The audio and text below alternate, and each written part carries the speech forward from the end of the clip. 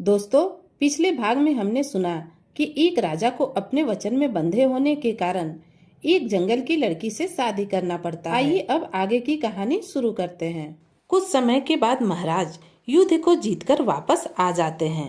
राजमहल में चारों ओर जीत का जश्न मनाने की तैयारी चल रही होती है। महाराज चीकू रानी से बोलते हैं, छोटी रानी, हमारी विजय की घोषणा तो आपने पहले से ही कर दी थी। आप धन्य हैं। चीकू रानी ने कहा, महाराज, आपकी यह विजय पहले से ही निश्चित थी। रात को जश्न समाप्त होने के बाद सब नींद की खुमारी में थे। सभी अपने अपने कक्ष में जाकर सोने की तैयारी कर रहे थे। आज महाराज चीकू रानी के कक्ष में ही सो चुके थे, किंतु चीकू रानी को अभी नींद नहीं आई थी, इसलिए वह जाग रही थी। तभी अचानक चीकू रानी को बाहर से कुछ आवाजें सुनाई दी।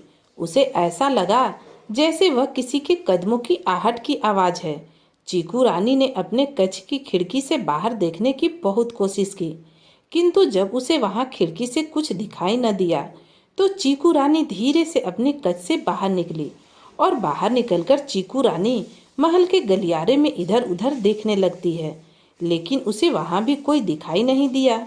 वह दबे कदमों से महल के गलियारे में आगे बढ़ती है। तभी उसे फिर से आवाज सुनाई देती है। इस बार चीकू रानी पीछे मुड़कर देखती है तो उसे ऐसा लगता है जैसे मंजली रानी के कक्ष से कोई बाहर निकल रहा है। ध्यान से देखने पर वह साये को पहचान लेती है। वह खुद मंजली रानी ही थी, जो छुपते छुपाते अपने कक्ष से कहीं जा रही थी। अब चीकू रानी सोचती है कि यह तो मंजली रानी है, किंतु मंजली रानी इतनी रात को सन्नाटे में इस तरह छुपते छुपाते कहाँ जा रही है। वह देखती है कि मंजली रानी महल के गलियारे से होती हुई बगीचे की तरफ जाती है। चीकू रानी भी दबे पांव मंजली रानी का पीछा करने लगती है। तभी बगीचे में चीकू रानी को कुछ दूरी पर सेनापति दिखाई देता है। मंजली रानी चलते चलते उसके पास पहुंच जाती है और सेनापति के गले लग जाती है। चीकू रानी भी एक पेड़ के पीछे छुपकर यह सब देखती रहती है। मंजली रानी काफी देर तक सेनापति के गले से लगी रहती है। कुछ देर बाद चीकू रानी वहां से वापस जाने लगती है। तभी उसे एक हलचल होती हुई दिखाई देती है। वह देखती है कि मंजली रानी और सेनापति बगीचे से होते हुए बावड़ी की तरफ चल पड़ते हैं। चीकू रानी भी दबे पांव उन दोनों के पीछे पीछे चल पड़ती है, किंतु चीकू रानी के चेहरे पर आश्चर्य के कोई भाव नहीं थे। ऐसा लगता था जैसे चीकू रानी इन सब बातों को पहले से ही जानती हो और इस समय केवल अपनी किसी बात की पुष्टि करना चाहती हो। लेकिन मंजली रानी और सेनापति बावड़ी की तरफ जाकर अचानक कहीं गायब हो जाते हैं। इधर उधर देखते हुए चीकू रानी इन्हें खूब ढूंढने की कोशिश करती है, किंतु वहां कई दरवाजे और चारों तरफ अंधेरा होने के कारण उसे कुछ भी दिखाई नहीं दे रहा था। काफी कोशिश करने के बाद भी वह दोनों चीकू रानी को कहीं भी दिखाई नहीं दिए। चांद की हल्की सी रोशनी में चीकू रानी को वहां कई दरवाजे तो दिख रहे थे, किंतु दीवारों और पेड़ों की परछाइयों के कारण मंजली रानी और सेनापति कौन से दरवाजे से अंदर गए, चीकू रानी को यह पता नहीं चल सका। चीकू रानी सोचती है, कोई बात नहीं, राजमाता ने मुझे जो बताया उसके बारे में आज नहीं तो कल पुष्टि हो ही जाएगी। जब वहां उसे रानी और सेनापति कहीं नजर नहीं आते हैं तो वह राजमहल की ओर वापस चल देती है। चीकू रानी सोचती है कि महाराज को इसके बारे में पता होना चाहिए, लेकिन वह अपनी पूरी तसल्ली होने के बाद ही महाराज से इस सब के बारे में कोई बात करना चाहती थी। यही सोचते हुए चीकू रानी अपने कक्ष में वापस आकर सोने का प्रयास करती है, लेकिन उसे नींद नहीं आती। तभी पास में गहरी नींद में सोए हुए महाराज की ओर देखती है और चीकू रानी महाराज की ओर देखते हुए सोचती है कि महाराज, आप कितने निष्कपट और निश्चल हैं। महाराज, आप कभी किसी का अहित नहीं कर सकते और न ही आपने अपने इस जीवन में अभी तक किसी का कोई अहित किया। वह सोचती है, महाराज, आपको तो यह भी नहीं पता कि आपका बहुत बड़ा नुकसान किया जा चुका है और अभी भी महाराज आपको पूरी तरह से बर्बाद करने का प्रयास किया जा रहा है। महाराज, मैं आपको कैसे बताऊं कि आपको पूरी तरह से बर्बाद करने की योजना बनाई जा चुकी है, लेकिन मैं यहाँ केवल आपके हर अहित को रोकने के लिए ही आई हूँ। इसलिए मैं यहाँ आई हूँ क्योंकि किसी के आंसुओं ने मुझे यहाँ तक आने को मजबूर किया है महाराज। क्या आप जानते हैं वह कौन है? नहीं महाराज, आप नहीं जानते। और आप कैसे जानेंगे? आप तो यही जानते हैं कि राजमाता मर चुकी है। लेकिन महाराज, यह सच नहीं है। राजमाता मरी नहीं, वह तो जीवित है। इसी तरह की बातें सोचते सोचते चीकू रानी को कब नींद आ गई उसे पता ही नहीं चला। अगली सुबह उठने के बाद भी चीकू रानी के मन में रात की पूरी बातें घूम रही थी। चीकू रानी ने सोचा कि क्यों न महाराज से बातें करके यह जानने की कोशिश की जाए कि उन्हें राजमाता और बड़े महाराज की मृत्यु के बारे में कितना पता है। मन में ऐसा विचार करके वह महाराज से कहती है, महाराज, क्या मैं आपसे एक बात पूछ सकती हूँ? महाराज ने कहा, पूछिए। छोटी रानी कहती है, महाराज, मैं यह जानना चाहती हूँ कि पिताजी महाराज की मृत्यु कैसे हुई थी। उसकी बात सुनकर महाराज उदास होकर कुछ सोचने लगते हैं और फिर कहते हैं, हाँ छोटी रानी, आज हम आपको बताते हैं कि उनकी मृत्यु कैसे हुई थी। छोटी रानी, पिताजी महाराज ने हमें बचपन से ही बहुत प्यार दिया था। हमें कभी भी किसी चीज की कमी महसूस नहीं होने दी। हमारे लिए हमारी दुनिया वही थे। वह चाहते थे कि मैं जल्दी से जल्दी राज्य का कार्यभार संभाल लूं। और जैसे ही उन्हें लगा कि मैं इस योग्य हो गया हूं, तभी पिताजी महाराज ने मेरी शादी कर दी और राज्य का सारा कार्यभार मुझे सौंप दिया। राज्य का कार्यभार मुझे सौंपने के बाद वह अपने आप को काफी आजाद महसूस कर रहे थे। अब उनके पास करने के लिए कोई खास कार्य भी नहीं था। सब कुछ ठीक ठाक चल रहा था। पिताजी महाराज को शिकार का बहुत शौक था। राज्य का कार्यभार संभालते हुए भी महाराज अक्सर शिकार के लिए जाते। लेकिन राज्य के कार्यभार से मुक्त होने के पश्चात पिताजी महाराज शिकार पर और अधिक जाने लगे। एक दिन पिताजी महाराज सेनापति और सैनिकों के साथ शिकार के लिए जंगल की ओर गए। जंगल में उन्हें एक शिकार दिखा और उन्होंने अपना घोड़ा उसके पीछे दौड़ा दिया। सैनिक भी उनके साथ थे, लेकिन शिकार के पीछे घोड़ा दौड़ते हुए सैनिकों से काफी दूर निकल गए। जंगल बहुत घना होने के कारण उनके सैनिक यह नहीं जान पाए कि पिताजी महाराज किस दिशा में गए, इसलिए उनके सैनिक पीछे ही एक स्थान पर रुक गए। जब कुछ देर तक महाराज वापस नहीं आए तो सैनिक उन्हें तलाशना शुरू कर दिए, लेकिन महाराज उन्हें कहीं भी दिखाई नहीं दिए। उनकी तलाश करते करते सैनिकों को शाम हो गई। इसके बाद रात में काफी अंधेरा होने के कारण घने जंगल में महाराज को तलाश करना कठिन हो रहा था। इसलिए सेनापति और सैनिकों ने वहीं जंगल के बाहर डेरा डाल दिया ताकि अगले दिन सुबह से ही पिताजी महाराज की तलाश की जा सके। अगली सुबह फिर से पिताजी महाराज की तलाश शुरू की गई। काफी तलाश करने के पश्चात उनके सैनिकों को जंगल में एक शव मिला। उस शव की स्थिति अत्यधिक भयानक थी। जंगली जानवरों ने उनके शव को छत विछत कर दिया था। उनकी पहचान होना बहुत ही कठिन था, किंतु उस शव पर मिले हुए वस्त्र बिल्कुल वैसे ही थे जैसे वस्त्र पिताजी महाराज ने पिछले दिन शिकार पर जाते समय पहन रखे थे। उनके हाथ में महाराज की खानदानी पहचान वाली एक मुद्रिका भी थी। यह सब देखकर हम इस निर्णय पर पहुंचे कि यह शव पिताजी महाराज का ही है, जिन पर किसी जंगली जानवर ने हमला करके उन्हें मार डाला। इसके बाद पिताजी महाराज का शव राज्य में लाया गया और उनका अंतिम संस्कार किया गया। हम तो बिल्कुल टूट गए थे। पिताजी महाराज के देहांत के पश्चात ऐसा लग रहा था जैसे हम सब अनाथ हो गए हों। राज्य के किसी भी कार्य में हमारा मन नहीं लगता। कुछ दिनों बाद राजमाता ने हमें अपने पास बुलाया और समझाया कि पुत्र, आप एक राजा हैं और राजा के ऊपर बहुत से दायित्व होते हैं। यदि आप स्वयं हर समय दुख में डूबे रहेंगे तो इस राज्य की प्रजा का क्या होगा और हमारा क्या होगा। राजमाता ने कहा, पुत्र, जैसे तुमने अपने पिता महाराज को खोया, वैसे ही हमने अपना पति, अपना सुहाग खोया। महाराज के जाने के बाद हम भी अकेले हो गए। अब तो हमारी जिम्मेदारी भी आप पर है। हमारी उम्र भी काफ़ी हो चुकी है, इसलिए हमसे अब दुख वाली बातें बर्दाश्त नहीं होती। किंतु इतना होने के बाद भी हमने केवल आपके लिए और आपके बच्चों के लिए खुद को संभाल कर रखा हुआ है। हमारा भी दायित्व बन गया है। जब आपके पिताजी महाराज थे तो हम सहज थे, हमें किसी प्रकार की कोई चिंता नहीं होती थी। लेकिन जब आपके पिताजी महाराज नहीं रहे तो हमने संकल्प लिया है कि हमारा प्रथम दायित्व हमारी प्रजा है और हमें प्रजा को खुशहाल रखना है। इस तरह राजा चीकू रानी को बड़े महाराज की मृत्यु के बारे में बताकर शांत हो गए। कुछ पल के लिए वहां सन्नाटा छा गया। कुछ देर बाद चीकू रानी ने एक बार फिर से महाराज से पूछा, महाराज मुझे यह भी बताइए कि माता की मृत्यु कैसे हुई। महाराज ने चीकू रानी को राजमाता की मृत्यु के बारे में बताना शुरू किया। उन्होंने कहा, राजमाता की मृत्यु भी एक दुर्घटना के कारण हुई। राजमाता अत्यधिक पूजा पाठ करने वाली औरत थी। वह प्रतिदिन राज्य के मंदिर में पूजा अर्चना करने जाती और वहां से लौटकर आने के बाद वह राजमहल में बने मंदिर में पूजा अर्चना करती थी। एक दिन किसी कारण राज्य के मंदिर में आग लग गई।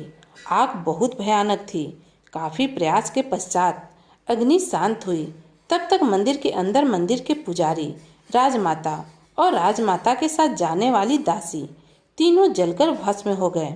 परंतु सभी लोग यह देखकर आश्चर्यचकित थे कि वहां पुजारी और राजमाता का शव तो मिला, किंतु जो दासी उनके साथ गई थी उस दासी का शव वहां कहीं नहीं मिला। न ही उसके जाने के बाद वह दासी कहीं जिंदा दिखाई दी। महाराज से पूरी बात सुनकर चीकू रानी बोली, महाराज आपको कैसे मालूम कि वह शव राजमाता का ही था। महाराज बोले, छोटी रानी यह आप कैसी बातें कर रही हैं। क्या हम अपनी माँ को नहीं पहचानेंगे। हमने उनके शरीर पर बचे हुए वस्त्रों से पहचान लिया था। इसके साथ ही खानदानी पहचान वाली मुद्रिका भी उस समय राजमाता के हाथ में थी। इसके बाद चीकू रानी ने पूछा, महाराज जिस समय मंदिर में आग लगी क्या उस समय मंदिर में कोई और नहीं था, क्योंकि राज्य के लोग भी तो उस मंदिर में आते जाते होंगे। महाराज ने चीकू रानी को बताया कि नहीं महारानी, वह मंदिर सिर्फ राजघराने वालों के लिए ही थी। अन्य किसी भी व्यक्ति को मंदिर के अंदर जाने की आज्ञा नहीं थी। इस प्रकार हमारी राजमाता और पिताजी महाराज हमें अकेला छोड़कर इस दुनिया से चले गए। महाराज से यह सब बातें जानने के बाद चीकू रानी ने कहा, महाराज आपने बिल्कुल ठीक कहा। एक राजा के लिए अपना राज्य और राज्य की प्रजा बहुत जरूरी होती है। महाराज क्या आपको याद है कि आपने हमें एक वचन दिया था कि आप हमारे लिए एक चीकू का बगीचा बनवाएंगे। महाराज अब तो हमें यहाँ आए हुए काफी समय हो गया। इतने समय में हमारा चीकू का बगीचा तो तैयार हो गया होगा। महाराज ने कहा, हाँ छोटी रानी, हमें अच्छी तरह से याद है और हमने चीकू का बगीचा लगवा भी दिया है। कुछ समय बाद महाराज छोटी रानी को बोलते हैं कि आप तो जानते ही होंगी कि आज राजकुमार अपने गुरुकुल की शिक्षा पूर्ण करके राजमहल में वापस आने वाले हैं। राजकुमार आपके ज्येष्ठ पुत्र हैं। वह बड़ी महारानी और हमारे पुत्र हैं। आप भी राजकुमार के स्वागत की तैयारी करिए। आप भी तो छोटी माँ हैं। चीकू रानी कहती है, ठीक है महाराज। और महाराज की आज्ञा से चीकू रानी दोनों बड़ी रानियों के पास जाती है, किंतु वहां उसको बड़ी रानी तो दिखाई दे रही थी, लेकिन मंझली रानी उसे कहीं भी दिखाई नहीं दे रही थी। वह बड़ी रानी के पास गई और पूछा, बड़ी दीदी, मंझली दीदी कहाँ गईं? कहीं दिखाई नहीं दे रही। वह कहाँ हैं? बड़ी रानी ने उत्तर दिया, छोटी रानी आज राजकुमार वापस आने वाले हैं और मंझली रानी उनके स्वागत की तैयारी के लिए एक दासी के साथ बगीचे में फूल चुनवाने गई हैं। छोटी रानी ने कहा, बड़ी दीदी, महाराज ने मुझे राजकुमार के आने के बारे में बताया। उसके बाद चीकू रानी ने बड़ी रानी से पूछा, दीदी क्या हम भी बगीचे की तरफ फूल चुनवाने जाएं या फिर आपके साथ कोई कार्य कराएं? बड़ी रानी मन ही मन सोचती है कि यह छोटी रानी बड़ी होशियार बनती है, क्यों ना आज इससे लड्डू बनवा कर देखे जाए। बड़ी रानी अभी यह सोच ही रही होती है कि बड़ी रानी के कुछ कहने से पहले छोटी रानी कहती है, हाँ दीदी, हम लड्डू बनवा देंगे। बड़ी रानी छोटी रानी की बात सुनकर हैरान हो जाती है और मन ही मन सोचती है, हे भगवान, मैंने तो अभी इसे लड्डू बनाने के लिए बोला भी नहीं और इसने सुन कैसे लिया। बड़ी रानी सोचने लगी, कहीं यह कोई मन की बात पढ़ने वाली जादूगरनी तो नहीं। इससे पहले कि बड़ी रानी कुछ कहती, छोटी रानी फिर से बोल पड़ी, नहीं दीदी, हम कोई जादूगरनी नहीं। हमें तो लगा जब घर में कोई अपना या कोई मेहमान आता है तो लड्डू तो बनते ही हैं। छोटी रानी के मुख से यह बात सुनकर बड़ी रानी का मुंह खुला का खुला रह जाता है। वह हैरानी से छोटी रानी की ओर देखते हुए सोचती है, हे भगवान, इसने तो फिर से मेरे मन की बात पढ़ ली। बड़ी रानी घबराहट में छोटी रानी को बोलती है कि छोटी रानी आप बगीचे की तरफ जाइए और फूल लाने में मंझली रानी की मदद कीजिए। चीकू रानी यही तो चाहती थी। वह बगीचे की तरफ जाने लगती है, लेकिन वहाँ उसको कोई नजर नहीं आता। वह पूरे बगीचे में घूमती है। तभी एक जगह पर उसे एक दासी फूल तोड़ती हुई नजर आती है। चीकू रानी उस दासी से पूछती है कि मंझली दीदी कहाँ है। दासी इधर उधर देखते हुए कहती है, छोटी रानी जी, मंझली रानी अभी कुछ देर पहले तो यहीं थी, मालूम नहीं कहाँ चली गई। हो सकता है बावड़ी की तरफ गई हो। कुछ सोचते हुए छोटी रानी उस दासी से कहती है, ठीक है, तुम फूल चुनो और मैं उन्हें देखती हूँ। चीकू रानी बावड़ी की तरफ जाती है। वहाँ भी उसको कोई दिखाई नहीं देता। वह वापस बगीचे की तरफ जाने के लिए मुड़ती है, लेकिन तभी उसे एक आवाज सुनाई देती है। चीकू रानी बावड़ी में आवाज की दिशा में नीचे की तरफ जाती है। बावड़ी में नीचे जाने पर वह देखती है कि वहाँ बहुत सारे दरवाजे हैं और सारे दरवाजे बंद हैं, जैसे काफी समय से उन्हें खोला ही न गया हो। सभी दरवाजों को बहुत ध्यान से देखती है, लेकिन जैसे ही उसकी नज़र छठे दरवाजे पर पड़ती है तो वह देखती है कि दरवाजे के बाहर कुछ कदमों के चिन्ह दिखाई दे रहे हैं, लेकिन यह सभी निशान दरवाजे तक जाने के हैं। इनमें से कोई भी निशान वापस आने का नहीं। जैसे ही चीकू रानी दरवाजे को खोलने के लिए अपना हाथ उस दरवाजे की तरफ बढ़ाती है, तभी पीछे से वह दासी आ जाती है और चीकू रानी से कहती है, छोटी रानी जी चलिए, राजकुमार आते ही होंगे। चीकू रानी एक बार फिर से दरवाजे की तरफ देखती है और वापस महल में जाने के लिए दासी के साथ चल पड़ती है। राजमहल में राजकुमार के स्वागत की तैयारी पूरे जोर शोर से चल रही थी। चीकू रानी ने बड़ी रानी के साथ मिलकर लड्डू भी बनवा दिए। वैसे तो लड्डू बनाने के लिए इतनी दास दासियां थीं, लेकिन एक माँ का दिल अपनी संतान के लिए ना जाने क्या क्या करने को करता रहता है। मंझली रानी भी अब उनके पास पहुंच चुकी थी। इसी बीच चीकू रानी बोली, मंझली दीदी, हम तो आपको देखने बगीचे में गए थे, लेकिन वहां पर आप हमें कहीं दिखाई नहीं दी। मंझली रानी ने उससे पूछा, छोटी रानी, तुम मुझे वहां बगीचे में क्यों देख रही थी? चीकू रानी ने गहन दृष्टि से मंझली रानी की तरफ देखते हुए कहा, यूं ही दीदी, हमने सोचा कि हम भी आपके साथ फूल चुनवा देंगे। किंतु चीकू रानी को मंझली रानी का चेहरा इस वक्त सपाट लग रहा था। उसे मंझली रानी के चेहरे पर किसी भी प्रकार के कोई भाव भी नहीं नजर आ रहे थे। इस प्रकार से उनकी बातें चल ही रही होती हैं, तभी उन्हें बाहर से राजकुमार के आने की जय जयकार सुनाई देती है। जय जयकार की आवाज सुनकर बड़ी रानी बोलती है, मुझे लगता है मेरा पुत्र आ गया। चीकू रानी सोचती है, आज महाराज राजकुमार के साथ व्यस्त रहेंगे, इसलिए आज मैं अपने आवश्यक कार्य पूर्ण कर लेती हूँ। मेरे लिए यह समय बहुत महत्वपूर्ण है। तभी चीकू रानी को महाराज सामने से जाते हुए दिखाई देते हैं, तो चीकू रानी उन्हें रोककर पूछती है, महाराज, क्या आज हम अपने माता पिता से मिलकर आ जाएं? महाराज कहते हैं, चीकू रानी, वह सब तो ठीक है, लेकिन आज तक आपने हमें अपने माता पिता से क्यों नहीं मिलवाया? हम उनके बारे में कुछ भी नहीं जानते। चीकू रानी ने कहा, महाराज, हमने आपको विवाह के समय ही बोल दिया था कि आप कभी भी मेरे परिवार के बारे में मुझसे कुछ नहीं पूछेंगे। महाराज कहते हैं, महारानी, वह सब बातें हमें याद है, किंतु हम यह समझ नहीं पा रहे कि आपने यह शर्त क्यों रखी। महारानी, आप हमें अपने माता पिता और परिवार के बारे में कुछ भी क्यों नहीं बताना चाहती? महाराज की बातें सुनकर कुछ पल सोचने के बाद चीकू रानी कहती है, महाराज, समय आने पर हम स्वयं आपको अपने परिवार के बारे में सब कुछ बता देंगे। महाराज चीकू रानी से कहते हैं, ठीक है छोटी रानी, हमें आप पर पूरा भरोसा है। उनके माता पिता जंगल में कुटिया बनाकर रहने वाले भील जाति के मुखिया हैं, किंतु चीकू रानी उनकी अपनी संतान नहीं। चीकू रानी तो उनको जंगल में बेहोश पड़ी मिली थी, जिसके पीछे भी एक विचित्र कहानी।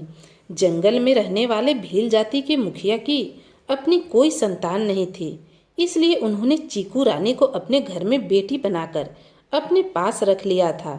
चीकू रानी जंगल में अपने घर अपने माता पिता के पास पहुंच जाती है। चीकू रानी को देखकर उनके माता पिता बहुत खुश होते हैं। अपने माता पिता के घर पहुंचने के बाद वह अपने पिता से पूछती है, बाबा, अब उनका स्वास्थ्य कैसा है? चीकू रानी के पिता बोलते हैं, पुत्री, उनकी सेहत में थोड़ा सुधार तो हो रहा है। अब तो वह अपनी आंखों को भी खोलने लगी हैं। उनको थोड़ा ही सही, लेकिन दिखने भी लगा है। और अब तो उन्हें भूख भी लगने लगी है। वह स्वयं उठने का प्रयास भी करती हैं। किंतु वह फल उनके लिए अति आवश्यक है। वह फल यहाँ कम ही मिल पाते हैं। उस फल के कारण ही उनके स्वास्थ्य में इतना सुधार हुआ। किंतु अब समझ में नहीं आता कि हम उन फलों की व्यवस्था कहाँ से करें। चीकू रानी कहती है कि बाबा, कुछ ही समय की बात है, खूब सारे फल हो जाएंगे। उन फलों की कोई कमी नहीं रहेगी। उन फलों का बगीचा तैयार हो रहा है। चीकू रानी की माँ कहती है, यह तो बहुत अच्छी बात है। हमें तो उनकी बहुत चिंता रहती है, क्योंकि उनके कारण ही तो तू हमें मिली है, वरना हम तो निसंतान ही मर जाते। उनकी बातें सुनकर चीकू रानी कुछ देर चुप रहती है और फिर बोलती है, माँ, मनुष्य की किस्मत में अच्छा हो या बुरा, जो भी लिखा हो वह मिलता ही है। मेरा आपकी बेटी बनना आपकी किस्मत में लिखा था, तो मैं आपके जीवन में आपकी बेटी बनकर किसी न किसी प्रकार से अवश्य ही आती। चीकू रानी बोली, अच्छा माँ, मैं उनसे भी मिल लूँ। मुझे संध्या में वापस भी जाना है। महाराज ने वापसी के लिए बोला है और आज ही राजकुमार भी आए हैं। चीकू रानी की माँ कहती है, ठीक है बिटिया, तू जाकर उनसे मिल ले। वह भी तुझे देखकर बहुत खुश होंगी। चीकू रानी कुटिया के भीतर जाती है। सामने चारपाई पर साफ सुथरे बिस्तर पर राजमाता लेटी हुई थी। बीमार होने के बावजूद भी उनके चेहरे पर कितना तेज था। वह आज भी बहुत सौम्य नजर आ रही थी।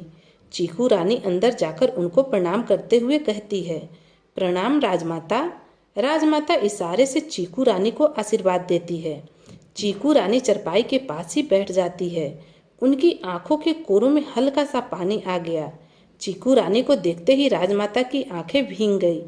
चीकू रानी राजमाता से बोलती है, राजमाता, आप दुखी ना हो। आपके कष्टों का समय अब पूरा होने वाला है। यह आपसे मेरा वादा है। आप जल्दी ही अपने राजमहल में वापस आ जाएंगी। राजमाता का चेहरे पर एक हल्की सी मगर दुख से भरी मुस्कान उभर आती है। चीकू रानी माता पिता से मिलकर के आज्ञा लेकर के राजमहल में वापस आ जाती है। 2 दिन के बाद राजमहल में महाराज अचानक चीकू रानी के कक्ष में प्रवेश करते हुए पूछते हैं, छोटी रानी, आपके माता पिता कैसे हैं?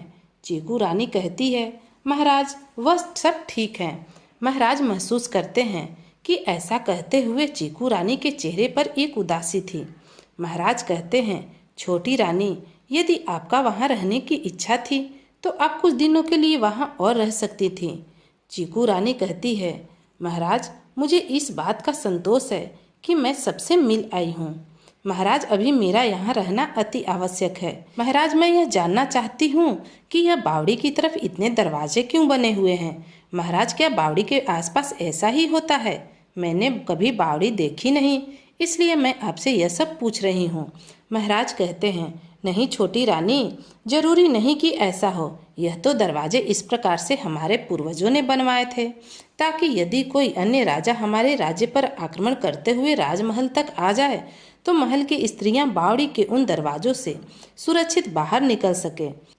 युवराज के आने की खुशी में राजमहल में उत्सव सा माहौल था।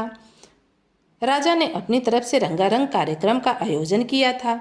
उसकी ही तैयारी चल रही थी। सब राज्यवासी जिसमें जो हुनर था वह अपना हुनर पेश कर रहा था। कोई गीत गा रहा था, कोई नृत्य कर रहा था और कोई बाजीगरी दिखा रहा था, तो कोई कठपुतली का खेल दिखा रहा था। कार्यक्रम के मध्य में मंजली रानी अपनी तबीयत खराब बताकर उठकर जाने लगती है, तो उनके साथ ही उनकी मुंह लगी दासी भी उठकर चल देती है। चीकू रानी भी उन पर नजर रखे हुए थी। कुछ समय बाद चीकू रानी सेनापति को भी वहां से जाते हुए देखती है। चीकू रानी सोचती है, आज तो हम यह रहस्य निश्चित ही जानकर रहेंगे। इसके लिए मुझे इन सब की हरकतों पर नजर रखनी होगी, तभी सच्चाई सामने आ पाएगी। मन में ऐसा विचार करके कुछ देर बाद चीकू रानी भी महल के भीतर चली जाती है। चीकू रानी जैसे ही राजमहल के गलियारे में पहुंचती है, तभी उसको एक परछाई दिखाई देती है जो बावड़ी की तरफ होकर जा रही होती है। चीकू रानी परछाई का पीछा करने के लिए अपने कदम आगे बढ़ाती है, तभी उसे एक और साया उसी तरफ जाते हुए दिखाई देता है जिस तरफ पहले वाला साया गया था। कुछ ही क्षणों में दूसरे वाला साया पहले वाले साये के पास पहुंच जाता है। उसके बाद वह दोनों एक साथ ही बावरी की तरफ बढ़ जाते हैं। चीकू रानी लगातार उन दोनों परछाइयों का पीछा करने का प्रयास करती है। थोड़े ही प्रयास करने पर चीकू रानी उन दोनों के परछाइयों के नजदीक पहुंच जाती है। वह दोनों साए एक जगह रुककर आपस में कुछ बात करते हैं। चीकू रानी उन दोनों परछाइयों से कुछ दूरी पर रुक जाती है और उनकी बातें सुनने की कोशिश करती है। कुछ ज्यादा ही दूर होने के कारण चीकू रानी ज्यादा कुछ तो सुन नहीं पाती, किंतु चीकू रानी को उन दोनों की बातों से इतना आभास अवश्य हो जाता है जैसे इन दोनों के बीच में किसी की सेहत के बारे में वार्तालाप हुआ। देर बाद बात करने के बाद वह दोनों साए वहां से आगे बढ़ जाते हैं। चीकू रानी भी दबे पांव उन दोनों परछाइयों के पीछे पीछे चलने लगती है। वह दोनों साए बावड़ी की तरफ पहुंच जाते हैं। इधर उधर ध्यान से देखने के बाद एक दरवाजे को खोलते हैं तथा उस दरवाजे के पीछे बने गुप्त रास्ते से वह दोनों साए कहीं गायब हो जाते हैं। चीकू रानी अपने मन में यह विचार करते हुए उन दोनों परछाइयों का पीछा करती है कि निश्चित ही यह सेनापति और मंजली रानी हैं।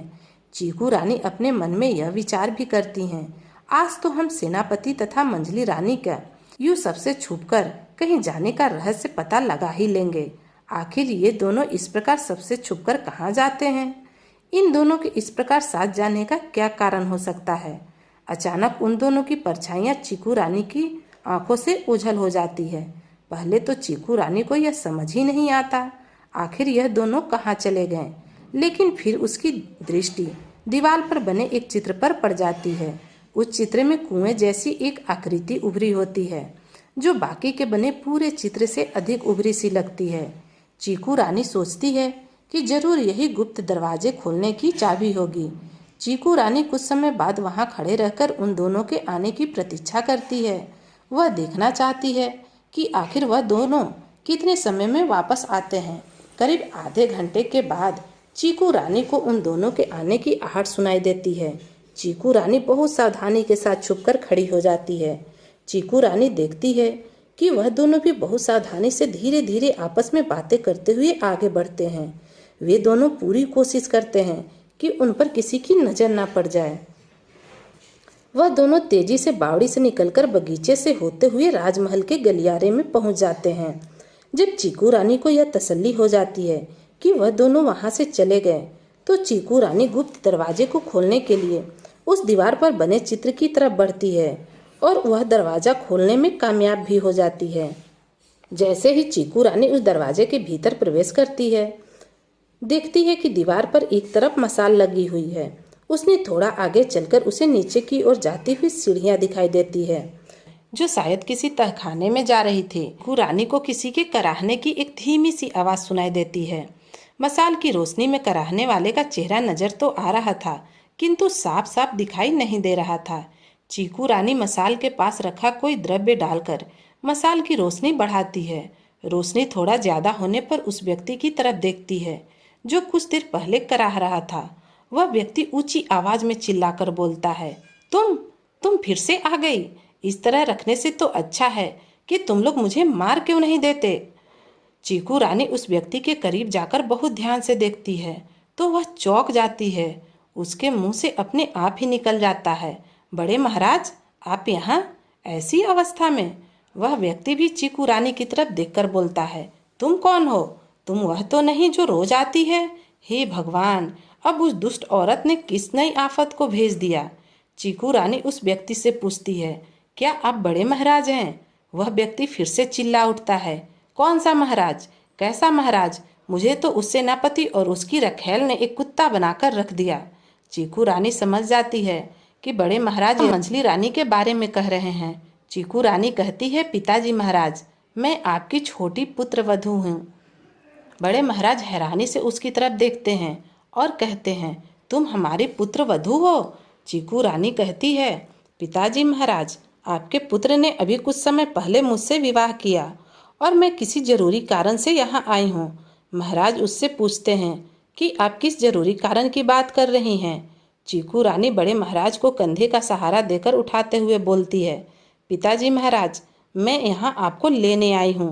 अब आप यहाँ नहीं रहेंगे, आप मेरे साथ चलेंगे। इसके बाद चीकू रानी बड़े महाराज को कंधे का सहारा देकर धीमी गति से बावड़ी के रास्ते से बाहर आ जाती है। जब वह राजमहल पहुँचती है तो मंच पर किसी नाटक का मंचन हो रहा था और सभी लोग नाटक देख रहे थे। चीकू रानी धीरे धीरे बड़े महाराज को लेकर वहां चल रहे नाटक के बीच में ही मंच पर पहुंच जाती है। राजा के साथ साथ सभी लोगों की नज़र अचानक नाटक से हटकर मंच पर खड़े महाराज और चीकू रानी पर पड़ती है। बड़े महाराज इतनी बुरी हालत में दिखाई दे रहे थे कि राजा उन्हें पहचान ही न पाए। चीकू रानी के साथ मंच पर एक बूढ़े व्यक्ति को देखकर राजा चीकू रानी से पूछते हैं, छोटी रानी, यह क्या नादानी है?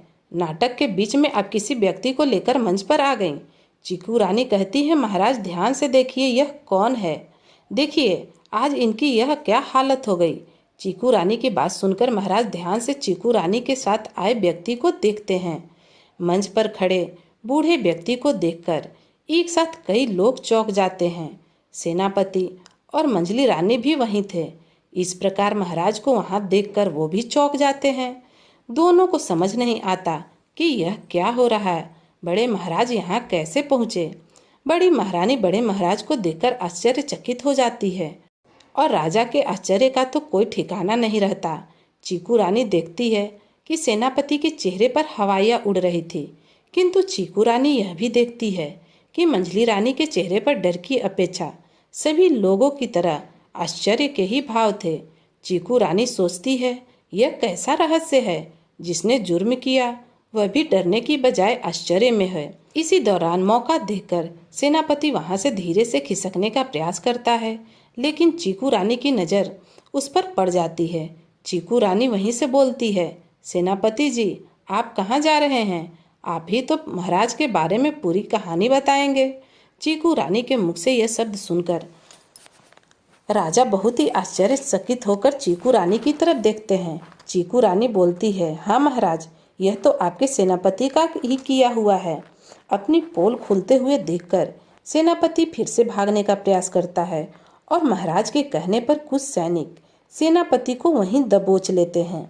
महाराज सेनापति को मंच पर आने का आदेश देते हैं और सेनापति से बोलते हैं कि आप स्वयं बताएंगे कि क्या बात है और यह क्या पहेली है। सेनापति महाराज के पैरों में पड़कर अपनी रक्षा की भीख मांगने लगता है। महाराज द्वारा फिर पूछने पर सेनापति बताना शुरू करता है कि महाराज, मैंने और एक दासी ने मिलकर ये सारे षड्यंत्र को रचा था। मैं और वो दासी मिलकर आपके पूरे राज्य पर कब्जा करना चाहते थे। मैंने और वह दासी ने बड़े महाराज को बावड़ी की तरफ जाने वाले तहखाने में कैद कर दिया था। इतना कहकर जब सेनापति चुप हो गया, उसके बाद राजा ने उससे पूछा, तो फिर वह शव किसका था जिसे हमने महाराज का शव समझकर दाह संस्कार किया? सेनापति ने फिर कहना शुरू किया, महाराज, वह हमने बड़े महाराज की जगह जंगल में एक बड़े महाराज की तरह दिखने वाले सैनिक को मारकर उसका शव बुरी तरह क्षतिग्रस्त करके फेंक दिया था। उस शव की उंगली में बड़े महाराज की खानदानी अंगूठी तथा शरीर पर बड़े महाराज के वस्त्र पहना दिए थे। ऐसा हमने इसलिए किया कि प्रथम नज़र में वह बड़े महाराज का ही शव लगे। छोटे महाराज पूछते हैं, सेनापति, यदि ऐसा था तो तुमने बड़े महाराज को तहखाने में क्यों डाला? सेनापति उत्तर देते हुए कहता है, ऐसा इसलिए हमें करना पड़ा क्योंकि बड़े महाराज को एक राज मालूम है और हमारे लिए बड़े महाराज से वह राज जानना बहुत आवश्यक था। राजा कहता है, सेनापति, तुम कौन से राज की बात कर रहे हो? चीकू रानी भी सेनापति से सवाल करती है, सेनापति, जल्दी से बताओ, वह कौन सा राज है तो जो तुम बड़े महाराज से जानना चाहते थे? सेनापति कहता है, छोटे महाराज, राजमहल के गुप्त खानदानी खजाने का राज, जिसका नक्शा बड़े महाराज को ही पता है और हमारे लिए वह खानदानी खजाने का राज जानना बहुत जरूरी था। महाराज, उस नक्शे के बारे में जानने के लिए हम दोनों ने बड़े महाराज को बहुत यातनाएं दी, लेकिन इतनी यातना होने के बाद भी बड़े महाराज टस से मस नहीं हुए। सेनापति के मुख से इतना सुनते ही राजा को बेहद क्रोध आ जाता है और क्रोध में आकर अपनी तलवार निकाल लेते हैं। तभी चीकू रानी उनको टोकते हुए बोलती है, रुकिए महाराज, अभी तो अन्य राज भी बाकी हैं। छोटे महाराज चीकू रानी की तरफ देखकर पूछते हैं, चीकू रानी, और कौन से राज हैं? चीकू रानी कहती है, महाराज वह भी आपको अभी थोड़ी देर में ही पता चल जाएगा उस राज के बारे में। रानी कहती है, महाराज चलिए वह दूसरा राज भी आपको मैं ही बता देती हूँ, जिसको सुनकर आप बेहद खुश होंगे। चीकू रानी बोलती है, महाराज राजमाता भी जीवित हैं। यह सुनकर राजा हैरान हो जाते हैं और बोलते हैं, यह आप क्या कह रही हैं? चीकू रानी की इस बात से महाराज के साथ साथ सेनापति भी चौंक जाता है और आश्चर्य से उसके मुंह से यह शब्द निकलते हैं, राजमाता तो मंदिर में जलकर समाप्त हो गई थी, फिर राजमाता जीवित कैसे हो सकती हैं? इसका मतलब सेनापति भी राजमाता के विषय में अनजान थे। चीकू रानी कहती है, महाराज अब आगे की कहानी हम आपको बताते हैं। महाराज सेनापति और दासी के मध्य कोई चक्कर चल रहा था। मंजली रानी की दासी अक्सर मंजली रानी को नींद की औषधि देकर स्वयं उनके वस्त्र पहनकर सेनापति से मिलने जाती थी। महाराज आज तक मैं भी दासी को मंजली रानी ही समझ रही थी। यह दासी मंजली रानी के वस्त्र और आभूषण पहनकर मंजली रानी का वेश धरकर सेनापति से मुलाकात करती थी, इसलिए मुझे भी इसे समझने में बहुत देर लगी। उस दिन जब राजमाता मंदिर जा रही थी तो इन दोनों की योजना राजमाता की चहेती दासी ने सुन लिया था और राजमाता की दासी ने राजमाता को बता दिया था। सेनापति और दासी इन दोनों ने मिलकर आपको समाप्त करने की योजना बनाई है। राजमाता की दासी राजमाता को पूरी योजना बताकर राजमाता से हाथ जोड़कर विनती करती है कि राजमाता आप मेरे साथ अपने वस्त्र बदल लें और आप मेरे वस्त्र पहन लें। मैं आपके वस्त्र पहन लेती हूँ, क्योंकि इस समय हम सेनापति की योजना का खुलासा भी नहीं कर सकते। सेनापति हमारे आसपास ही होगा। यदि उसको कुछ भनक लगी तो वह कुछ भी कर सकता है। हमारे पास अब समय कम है। आप मेरे वस्त्र पहनकर मंदिर के पीछे वाले मार्ग से बाहर निकल जाएं। राजमाता अपनी दासी की बात मानकर अश्रुपूर्ण नेत्रों से अपनी प्यारी दासी से विदा लेकर और उसका धन्यवाद करते हुए पिछले दरवाजे से बाहर निकल गई। सेनापति और दासी की योजना के तहत राजमाता की जगह उनकी दासी इन दोनों के षड्यंत्र की बलि चढ़ गई। उस समय मंदिर से जो शव मिला था वह राजमाता का न होकर उनकी दासी का था। राजमाता जंगल के रास्ते भटकते भटकते मेरे माता पिता के पास पहुंच गईं। राजमाता की ऐसी अवस्था देख मैं अत्यंत आहत हुई। हम भी देवी माँ के भक्त हैं और मैं देवी माँ के आशीर्वाद से प्राप्त एक दिव्य कन्या हूँ। एक बार राजमाता बड़े महाराज के साथ जंगल में शिकार के लिए गई थी। तब हम उनको जंगल में मिले थे। बड़े महाराज और राजमाता ने हमारी परवरिश का जिम्मा जंगल में रहने वाले भील जाति के मुखिया तथा उनकी पत्नी को सौंप दिया था। हमारी परवरिश उन्होंने की। उस दिन भी राजमाता जंगल में भटकते हुए मुखिया जी को यानी हमारे पिताश्री को मिल गईं। तब से राजमाता वहीं जंगल में हमारे माता पिता के पास है और वहीं उनका इलाज चल रहा है। चीकू का बाग भी हमने उनके लिए ही लगवाया है।